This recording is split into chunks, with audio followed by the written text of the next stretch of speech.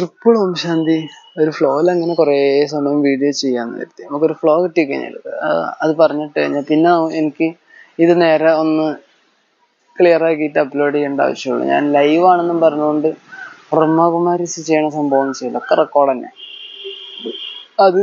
അതായത് ദിവസങ്ങളിൽ നമ്മൾ ചെയ്യുന്നത് മാത്രം, ലൈവായിട്ട് ചെയ്യാൻ ഞാൻ മാത്രം യുവന്മാർ ചെയ്ത പോലത്തെ കളവ് ചെയ്യാൻ എനിക്ക് താല്പര്യമില്ല. അതേപോലെ തന്നെ വിഷം അടിച്ചുകൊണ്ട് കൃഷി ചെയ്യാൻ താല്പര്യമില്ല. പിന്നെ കളവ് പലതും പറഞ്ഞുകൊണ്ട് ജനങ്ങളെ വഞ്ചിക്കാൻ എനിക്ക്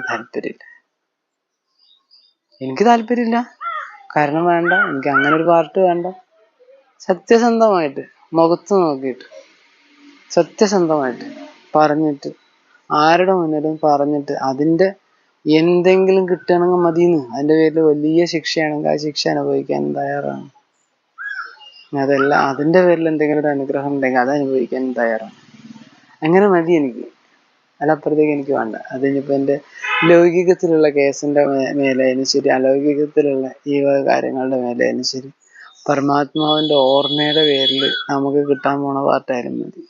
സത്യസന്ധമായിട്ട് ഞാൻ തന്നെ ഇടയ്ക്ക് ആലോചിക്കൂട്ടെ, ചില സമയത്ത് നമ്മുടെ ചിന്തകളും കർമ്മങ്ങളൊക്കെ കാണുമ്പോൾ നമ്മൾ അയ്യോ ഇതിൻ്റെ ഏഴായിരത്ത് പോലും വരാൻ, ഇനിയിപ്പോൾ അഡ്വാൻസ്ഡ് ആയാലും ശരി അല്ലാത്തതായാലും ശരി, അഡ്വാൻസ് അല്ലാത്തതായാലും ശരി, അതിൻ്റെ ഏഴായിരത്തേക്ക് പോലും വരാൻ ഒരു യോഗ്യത എനിക്കില്ലല്ലോ എന്ന് ഞാൻ തന്നെ ചില സമയത്ത് ചിന്തിക്കും.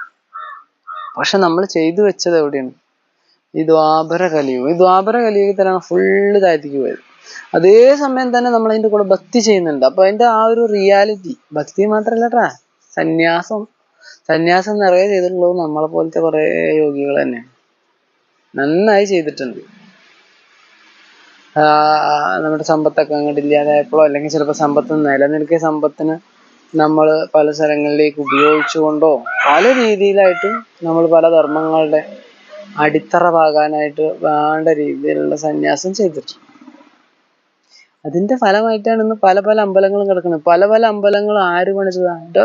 നല്ല നല്ല രാജാക്കന്മാർ പണിതാണ്. രാജാക്കന്മാരുടെ അടുത്തുള്ള സമ്പത്താണ് ഇന്ന് ഈ കാണുന്ന പത്മനാഭസ്വാമി ക്ഷേത്രമാണെങ്കിലും ശബരിമലയാണെങ്കിലും ഗുരുവായൂരപ്പന്റെ അമ്പലമാണെങ്കിലും ഇനിയിപ്പോൾ ഇവിടെയുള്ള ഏതേത് അമ്പലങ്ങൾ എടുത്ത് നോക്കുകയാണെങ്കിലും പല രാജാക്കന്മാർ പല സ്ഥലങ്ങളിൽ വന്ന് അതിന് വേണ്ട സ്ഥലം വാങ്ങി അല്ലെങ്കിൽ അവരുടെ അണ്ടറിലുള്ള അത് ഇതിന് വേണ്ടി മാറ്റി വെച്ചുകൊണ്ട് ചെയ്തു വെച്ചിട്ട്. ഇപ്പൊ എൻ്റെ വീടിൻ്റെ അടുത്താണെങ്കിൽ 2 ശിവക്ഷേത്രം പോലെ ഇതുണ്ട് കേട്ടോ. ഒന്ന് തുപ്രങ്ങോട് ശിവക്ഷേത്രം, പിന്നെ ഒന്ന് തൃക്കണ്ടിയൂർ ശിവക്ഷേത്രം. 2 ക്ഷേത്രം ശിവക്ഷേത്രം തന്നെയാണ്. അപ്പോൾ നമ്മുടെ ശിവബാബയുടെയാണ്. അത് രണ്ടും ശരിക്കും പറഞ്ഞു കഴിഞ്ഞാൽ കോഴിക്കോട് സാമൂതിരി രാജാവിൻ്റെ ഉണ്ടോ, അവിടെ രാജാവിൻ്റെ ആ ഒരു സെക്ഷനിൽ വരുന്നതാണ്. അതിലിപ്പോൾ ഒന്ന് ദേവസ്വം ഏറ്റെടുത്തോന്ന് അറിയില്ല. ബാക്കിയൊക്കെ പിന്നെ ഈ ദേവസ്വം ഇങ്ങനെ ഏറ്റെടുത്തോണ്ടേ ഇരിക്കുകയാണ്. കാരണം സാമൂതിരി രാജാവിനാണെങ്കിൽ അതിന്റെ കണക്കുകൾ ബോധിപ്പിക്കാൻ പറ്റാതെയോ അല്ലെങ്കിൽ മറ്റ് അവിടെ ട്രസ്റ്റാണ്, സാമൂതിരി ട്രസ്റ്റ് വഴിയുള്ള സംഭവങ്ങളാക്കി തീർത്തതാണ്. അത് ദേവസ്വത്തിലേക്ക് മാറി ഏറ്റെടുത്ത കുറെ സംഭവങ്ങൾ വേറെ ഉണ്ട്. ഇനി നിരവധി ക്ഷേത്രങ്ങൾ. ഇതൊക്കെ ആരുടെയാണ്? രാജാക്കന്മാരുടെയാണ്. ആരാണ് രാജാക്കന്മാർ? ആദിയിലെ യോഗികളാണ്. ഈ ആദിയിലെ യോഗികളാണ് ഇപ്പോൾ ബ്രഹ്മകുമാരീസ് വഴിയുള്ള നല്ല നല്ല യോഗികളായിട്ടും മുന്നോട്ട് വന്നുകൊണ്ടേയിരിക്കുന്നു. അവരൊക്കെ ഇപ്പൊ ദാരിദ്ര്യമാണ്. ഇപ്പൊ ഏതെങ്കിലും ഒരു ആൾക്ക് ശരിക്കും പറഞ്ഞു കഴിഞ്ഞാൽ ഒരു 10 സെന്റ് സ്ഥലം വാങ്ങിക്കാനുള്ള കാശ് പോലും ചിലപ്പോൾ ഉണ്ടാവില്ല. പേഴ്സണലായിട്ട് വാങ്ങിക്കാൻ പറ്റിയ നല്ല പവർഫുൾ ആയിട്ടുള്ള യോഗികളും ഉണ്ട് കേട്ടോ, സാമ്പത്തികം. പക്ഷെ അവരത് ചെയ്യില്ല. അവർക്ക് കൃത്യമായിട്ട് ചെയ്യണമെന്ന് ബുദ്ധിയിൽ തെളിയണ്ടേ. ഇത് ബുദ്ധിയുടെയും കൂടെ കാര്യമാണ്. നല്ല കോടീശ്വരന്മാരായ BKs ഉണ്ട്, നല്ല കോടീശ്വരന്മാരായ BKs. കർമ്മം അവർ ആ രീതിയിൽ ചെയ്തതിൻ്റെ പേരിൽ നല്ല സാമ്പത്തിക വെൽ സെറ്റിൽഡ് ആയിട്ടുള്ള ആളുകളുണ്ട്, ഇപ്പോഴും ഉണ്ട്.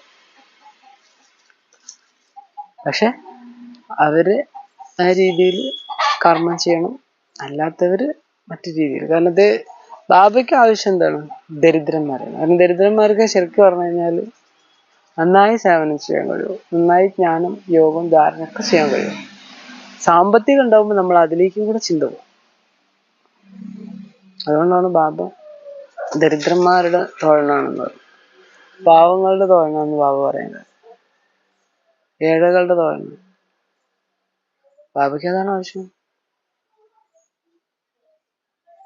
സാമ്പത്തികം ഇല്ലാത്തവര് ആ രീതിയിൽ നിൽക്കുക, സാമ്പത്തികമുള്ളവർ ആ രീതിയിൽ, ഈ സമ്പത്ത് ഉണ്ടാക്കുന്നവരും ആ രീതിയിലേക്ക് കർമ്മങ്ങൾ ചെയ്യുക. ഏതൊക്കെ രീതിയിൽ ആർക്കൊക്കെ എങ്ങനെയൊക്കെ കർമ്മം ചെയ്യാൻ പറ്റുമോ അതൊക്കെ ചെയ്യാം. പക്ഷെ ഉദ്ദേശ ലക്ഷ്യം ഒന്നായിരിക്കണം. ഞാൻ എന്തായിരുന്നു, ഞാൻ ഇനിയിപ്പോൾ എന്താണ്, ഞാൻ ഇനി എന്താകണം. ഇതൊരു ഉദ്ദേശ ലക്ഷ്യമായിരിക്കും. ട്രിപ്പിൾ ഓം ശാന്തി.